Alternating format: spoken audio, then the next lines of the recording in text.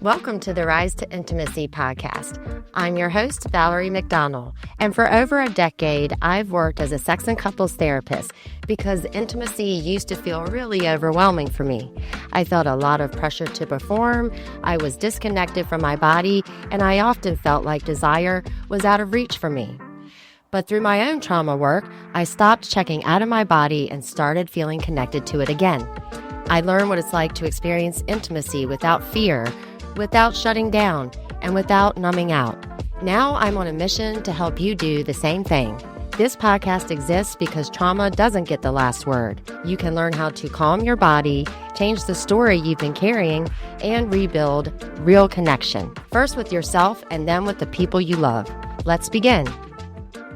Have you ever started a conversation with your partner and noticed they weren't really listening because maybe they're preoccupied with work or looking at TikTok, and then suddenly your entire body starts tensing up, and as a result, you start yelling or you shut down and no longer want to connect with them, but really just want to get the hell out of there. But then afterwards, you notice ruminating thoughts replaying the scenario in your head that sounds something like, "Why did that bother me so much?" And you start believing that you're the only one putting effort into the relationship, or even questioning if you're in the right relationship at all.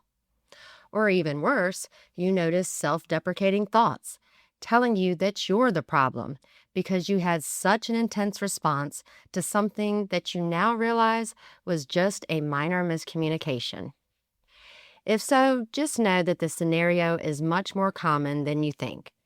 What's happening is that your nervous system is likely responding to something from the past, instead of the comment or the sigh that your partner just made. And gaining understanding around why this happens is the key to stopping this vicious cycle. So today we're going to talk about why the person you love the most is often the person who triggers you the most, and what you can actually do about it. So let's start with the why. Why is it that your partner, this person that you chose, the person that you love, seems to have a direct line to your deepest wounds? The answer lives in your nervous system. Dr. Bessel van der Kolk, who wrote The Body Keeps a Score, explains that our earliest experiences with caregivers don't just shape our memories. They get encoded into our nervous system. They become the blueprint for how we expect relationships to work. So if you grew up in an environment where receiving love felt unpredictable, or where closeness led to disappointment, or where expressing your needs was ignored or criticized, then your nervous system learned that intimacy equals danger or pain. And unfortunately, romantic relationships activate your attachment system more intensely than any other relationship in your life.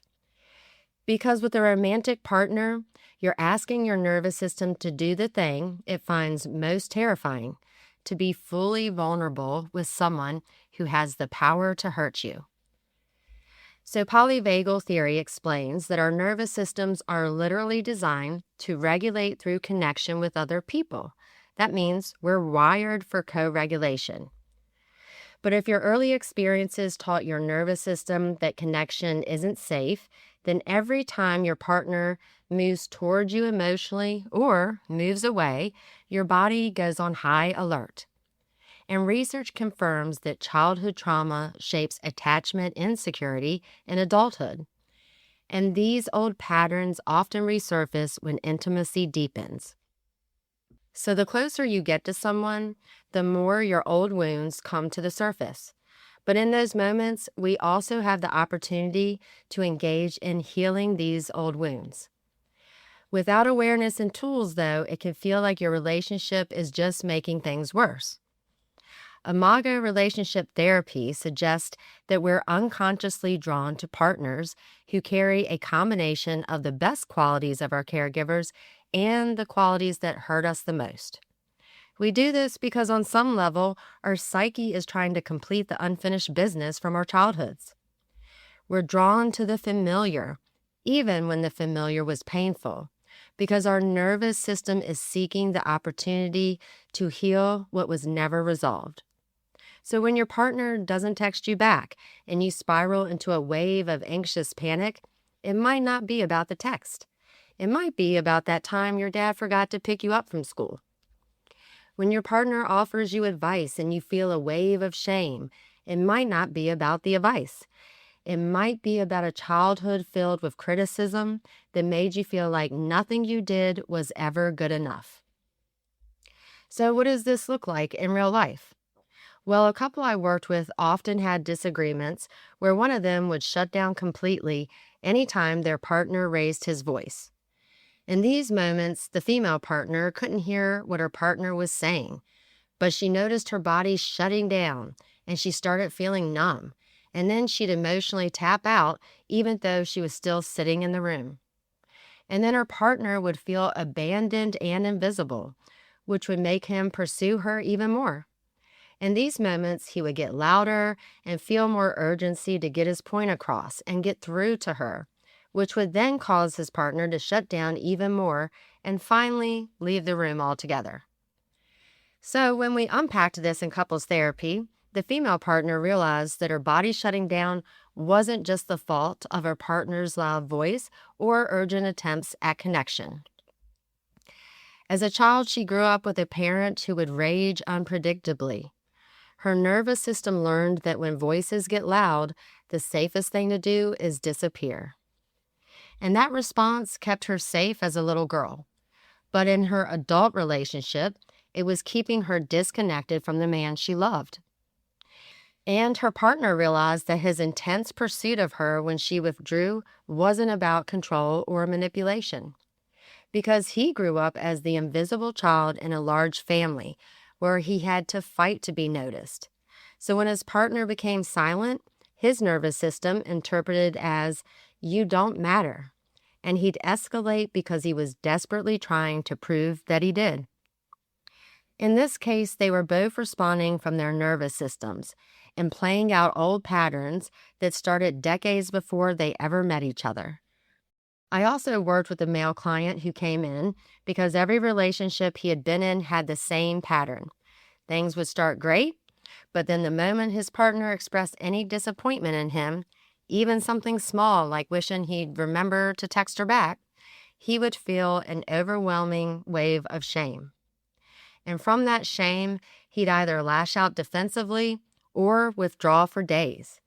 And then his partners would feel confused and hurt, and eventually they'd leave, which confirmed his deepest fear, that he was fundamentally not good enough to keep someone's love.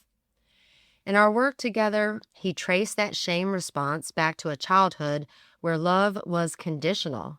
In other words, when he performed well, he was celebrated.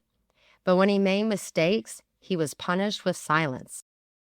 So his nervous system learned that mistakes mean rejection.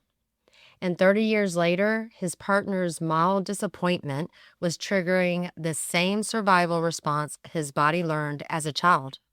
So what can we do with all of this? How do you stop reacting from old wounds when you're trying to connect with the person you love? Well, first, I want you to know that even though I talk a lot about emotional regulation and how crucial it is for cultivating and maintaining a healthy relationship, I'm completely aware of how challenging the skill can be to develop, and also how much work you have to put in to regulate your body when you're triggered. You may think that therapists must be completely grounded and healthy individuals that are experts at practicing all the skills we teach our clients. But the reality is, we're just as human as everyone else. And while I teach this skill every week in therapy sessions, it's something that I can still struggle with in my relationships, even with all the knowledge and education I have around it. But I'll also say that if you practice this skill consistently, and have a partner that is open to listening to your perspective and developing healthy communication alongside you, then it stops feeling like such a big deal if and when you do get triggered. So the first step to changing this cycle is awareness. You have to start recognizing what causes you to become triggered versus when you're responding to what's actually happening in front of you. A helpful question to ask yourself in the heat of the moment is Is my reaction proportional to what just happened? If your partner forgot to text you and you feel like the world is ending, that's disproportionate. And that disproportion is your signal that something old is being activated. Now, most of us have 2 or 3 recurring themes that get activated again and again and cause us to go into a triggered state. Maybe it's feeling ignored. Maybe it's feeling criticized. Maybe it's feeling controlled. When you can name your trigger before it takes over, you gain a small but powerful window between the feeling and the reaction. And that window is where you can create change.